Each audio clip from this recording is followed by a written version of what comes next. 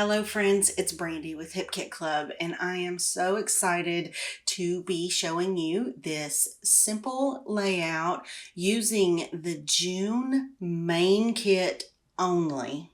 I started by choosing a couple of pieces of pattern paper, and I cut the bottom off of this one because I have an idea for the other side of that piece with the stripe arrow on it. And I wanted this cityscape to be the piece that I have for today's layout. On this other piece, I also decided that I want to use the branding strip just to add a little extra contrast between these two pieces of paper that I'm going to layer up together here. And I don't know about y'all, but every time I'm cutting a branding strip off, I have to take a little extra time to make sure that it's coming off straight, because I think my trimmer, I know it sounds crazy, but I think it cuts it crooked. So I just have to go the extra little mile, I guess, to make sure it's coming off straight. And here you're just gonna see me, I'm just roughing up the edges a little bit. That's all. And I wanted to make sure that the edge that I'm roughing up on this one was actually the cut edge and not the bottom that I didn't cut, because I wanted it to stay smooth. And I think I need to change my blade on my trimmer anyway, so it's almost distressing the edges all by itself when I trim. Clearly I need to invest in another trimmer. So while I'm getting these papers glued down, I think now is a good time to invite you guys to head over to the Hip Kit Club website and check out everything that Kimberly has there to offer. There's so much stuff, and it's all so gorgeous and exclusive. You're not going to find it anywhere else but with Hip Kit Club. They are exclusive products. So every month you have an opportunity to purchase an entirely new line of products. And you don't have to be a subscriber to make a purchase, but if you do, it saves money on your shipping and on your main kit and on your add-on kits, and plus you get a ton of free cut files too. You get access to all of her cut files that she has on the website. It's a huge value.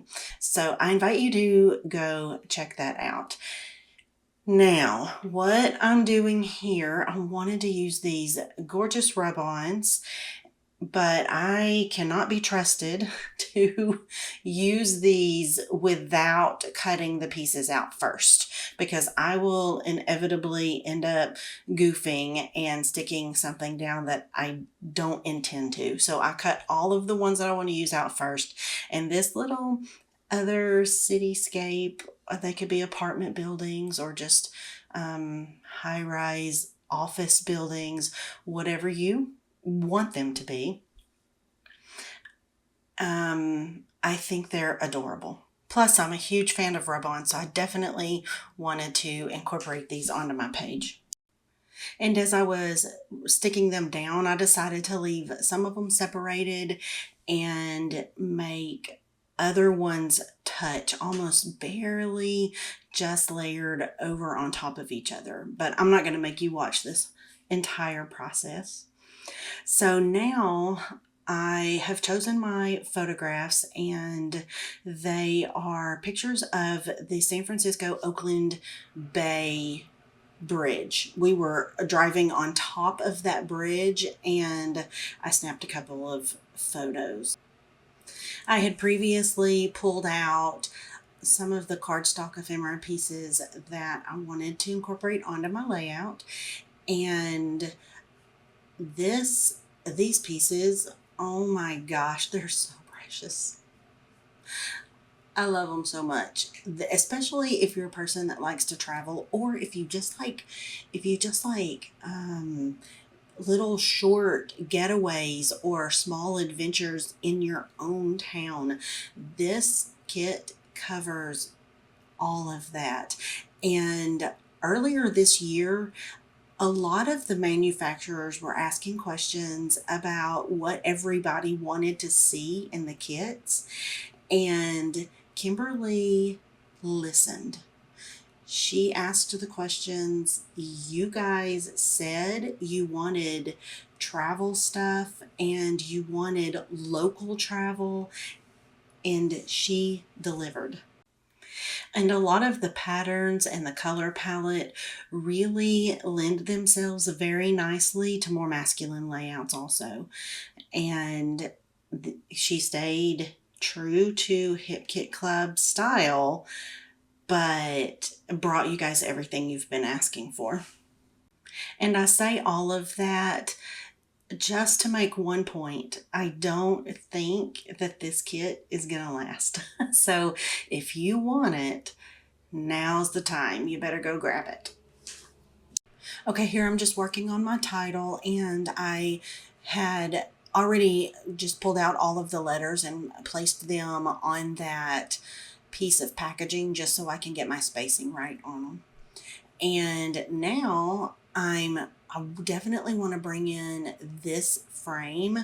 I thought it would be a neat place to add some journaling. And plus it also pulls in that navy blue and the stripe that you see in the branding strip at the bottom of the orange piece.